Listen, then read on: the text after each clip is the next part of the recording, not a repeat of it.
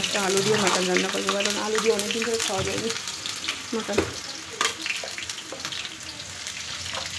ভাত হচ্ছে ঝরঝরা হয়নি, ভাত হয়েছে মার ভাত, মাটন দিয়ে মার ভাত, সেই টেস্ট। জল কম দিয়েছি।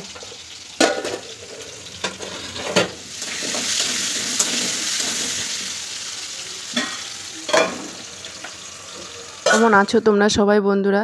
তো বিজয়া দশমী আজকে, তো অর্ধেক ভিডিও এর আগে দিয়েছি আর অর্ধেক ভিডিও আজকে দিচ্ছি বিজয়া দশমীর দিনে।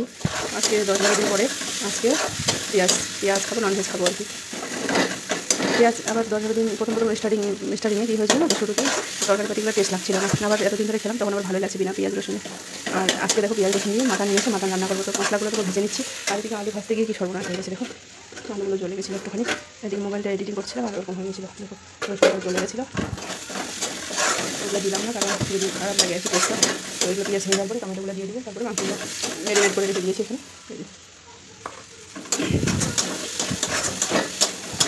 টমেটোগুলো দিয়ে দেবো এখন, কারণ টমেটোগুলো দিলে কী হবে বলো তো,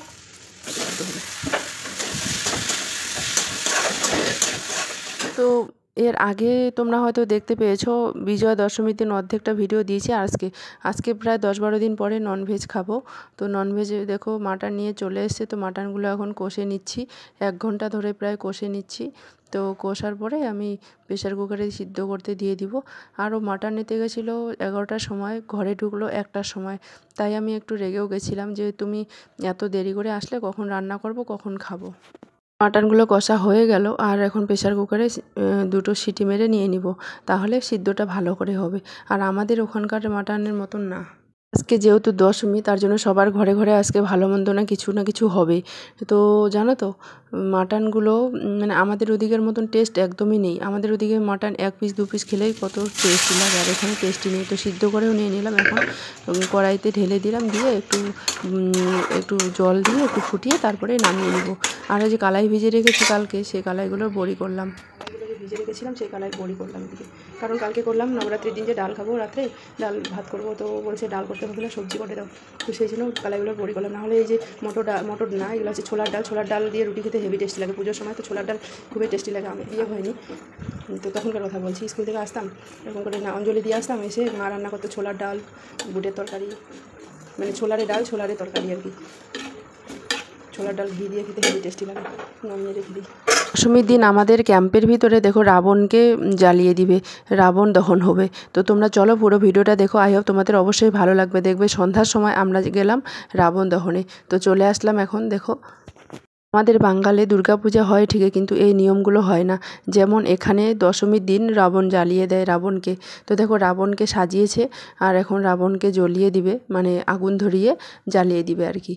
তো এরকম করে কার্টুন সাজিয়েছে রাবণের, আর এটাই করা উচিত, কারণ রাবণ যত দুষ্টু, রাবণকে তো জ্বালিয়ে দেওয়াটাই ঠিক, তাই না? আমাদের ওদিকে এই ধরনের নিয়ম কোনো কিছু নেই, এগুলো সব আমাদের ওয়েস্ট বেঙ্গল থেকে বাইরের জায়গাগুলো, তো বাইরের স্টেটে হয় শুধু। তো আমাদের ক্যাম্পে হচ্ছে, আর এখানে ডান্ডিয়া হবে একটু পরে, নাচা। এখানে যে ডান্ডিয়া বলে না, তোমরা হয়তো দেখেছো, এটা আর একটা নাম আছে, নামটা ঠিক মনে পড়ছে না। তো এই ডান্ডিয়া, তারপরে কী যেন বলে, তো যাই হোক মনে পড়ছে না, এখন বলছি না। তো চলে এসেছি সেজেগুজে, সবাই সেজেগুজে চলে এসছে। একটু পরে শুরু হবে, রাবণটা জ্বালিয়ে দিবে, তারপরে শুরু হবে। তো এখানে সবাই এটা নিয়ম পালন করছে দশমীর দিন। তো খুবই ভালো লাগে, আমাদের ক্যাম্পের মধ্যে আমরা খুবই এনজয় করি। তো তোমরাও চলো ভিডিওটার সাথে সাথে তোমরাও দেখো, এনজয় করো, তোমাদেরও খুবই ভালো লাগবে। দেখো কত সুন্দর করে সাজিয়ে রেখেছি কার্টুন। এরপর দেখো রাবণকে আগুন লাগিয়ে দিবে। अरे पीछे आओ पीछे आओ पीछे आओ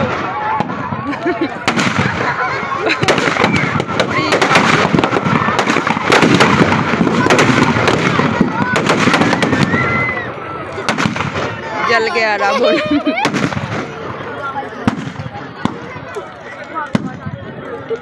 19 साल का जल गया रावण पता नहीं उसमें पटाखा রাবণটা যখন বানিয়েছে না তখন ওর সাথে সাথে পটাকা দিয়েছে, ওই জন্য পটাকাগুলো ফুটছে। আর আমরা তো জানতাম না, যখন আগুন লাগিয়ে দিল তারপরে এগুলো আওয়াজ করছে তখন সবাই পিছিয়ে যাচ্ছে ভয়ে, কারণ কারো ওপর যদি আগুন ছিটকে আসে পড়ে যায়। তো দেখো আমাদের এখন শুরু হয়ে যাবে ডান্ডিয়া। তো এখানে মিউজিক চলছিল বলে আমি আর মিউজিকটা দিইনি, আমি শুধু এখানে ভয়েস দিচ্ছি, কারণ এখানে গান চলছিল। তো আমরা দেখো এখন আমিও আছি এখানে, আমিও ডান্ডিয়া নাচছিলাম। তো তোমাদেরকে দেখাবো কোনটা হয় আমি, দাঁড়াও আমি দেখাচ্ছি। আমাকে তোমরা চিনতে পারছো, যে অ্যারো মার্ক দিয়েছি পিঙ্ক কালার পরেছি, ওইটা হচ্ছে আমি। তো আমিও একটু ডান্ডিয়া নাচলাম আর কি এখানে, ফার্স্ট টাইম আর কি। তো আমার মেয়েকে দিয়েছি ক্যামেরাটা করতে, তো আমার মেয়ে কতটা ক্যামেরা কি ক্যাপচার করেছে না করেছে তো তোমরা একটু পরে দেখতে পারবে। আমি যখন ক্যামেরার সামনে আসবো তো তখন তোমরা দেখতে পারবে। তো খুবই এনজয় করলাম, খুবই এরা তো অনেকেই নাচছিল আর এখানকার গানা বাজাচ্ছিল। তো এখানে এই যে আমি, এই যে আমি আসলাম এখন, দেখতে পাচ্ছ তোমরা। তো খুবই এনজয় করেছি গো বন্ধুরা কি বলবো, খুবই এনজয় করেছি। তোমরা দেখো পুরো ভিডিওটা, ভালো লাগবে অবশ্যই। আর ভালো লাগলে লাইক কমেন্ট শেয়ার সাবস্ক্রাইব করে পাশে থাকবে। আর একটা কি বলো তো, আমাদের ওদিকে হচ্ছে আজকে বিজয়া দশমী, মায়ের আজকে বিদায়, কতটা মন খারাপ। আর এইদিকে এটা একটা আনন্দ, সত্যি একটা মানে আলাদা আলাদা জায়গায় আলাদা আলাদা রকমের কালচার তুলে ধরেছে। তো এখানকার কালচারটা এদিকে ভালো লাগছে, কিন্তু একদিকে আমাদের মা বিদায়। কারণ যখন পুজো যখন আসে না, তখন আমরা 2-3 মাস ধরে বলি পুজো আসছে, কেনাকাটা অনেক। আর যখন পুজো স্টার্ট হয়ে যায় কী করে দিনগুলো চলে যায়, একদম মানে ভালো দিন তাড়াতাড়ি চলে যায়, খারাপ দিন কিন্তু যায় না। আর এই যে পুজোর সময়টা ওরকম, যে পুজো এখন পুজো, আজকে দশমী, মা বিদায়, মানে মনটা ভিতর থেকে খুব খারাপ লাগছে। একটা কথা কি বলো তো, যাকে মানে মাটির যে মাটি দিয়ে তৈরি যে দুর্গা মূর্তিটা যদি মন থেকে ভালোবাসো না, সত্যি মায়ের জন্য খুবই মন খারাপ হয়ে থাকে। মা যখন 1 বছর পরে আসে, যখন আবার যেদিন বিসর্জন দেয় সেদিন কতটাই দুঃখ লাগে সত্যি। আমার তো ওই ভাবতে ভাবতে চোখের জল চলে এসছিল আজকে বিদায়। আমি যেহেতু ওখানে নেই, বাঙালি নেই, তবুও আর কি মনটা এত খারাপ লাগে। প্রবাসে থাকা যে কত কষ্ট। এই যে আমি এটা, এবার তোমরা ভালো করে দেখো, আমি এই যে আমি নাচ করছি, তোমরা দেখতে পাচ্ছ। তো আমাদের ক্যাম্পে বলো তো, আমাদের এগুলো যতদিন হাজবেন্ডের সঙ্গে থাকি, যে জিনিসগুলো আসে, যে মানে যে অনুষ্ঠান প্রোগ্রামগুলো পাই, সেটা এনজয় করা দরকার আমি মনে করি। কারণ আমাদের যখন বাড়িতে থাকি আমরা হাজবেন্ডকে ছেড়ে, তখন এই জিনিসগুলো আমরা উপভোগ করতে পারি না, তখন একা একা থাকতে হয়। যতই বলো হাজবেন্ডের সঙ্গে থেকে যেটা এনজয় উপভোগ করা যায়, সেটা একাই থেকে কোনো দিন উপভোগ করা যায় না। আর যাদের হাজবেন্ড দেখো বাইরে থাকে আর তাদের বউগুলো বাড়িতে থাকে, মানে আমি যেহেতু এখন একসঙ্গে আছি সেটা আমি বলছি।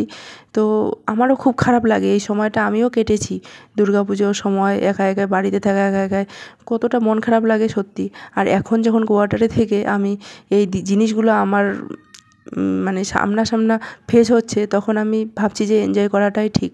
তো তার জন্য অত কিছু না ভেবে আমিও ডান্স করলাম একটুখানি, খুবই ভালো লাগলো। তো ডান্স করা কমপ্লিট হয়ে গেলো, এই যে আমার বান্ধবী। তো এখানে ডান্স করা হয়ে গেল এখন আমাদের। আর এদের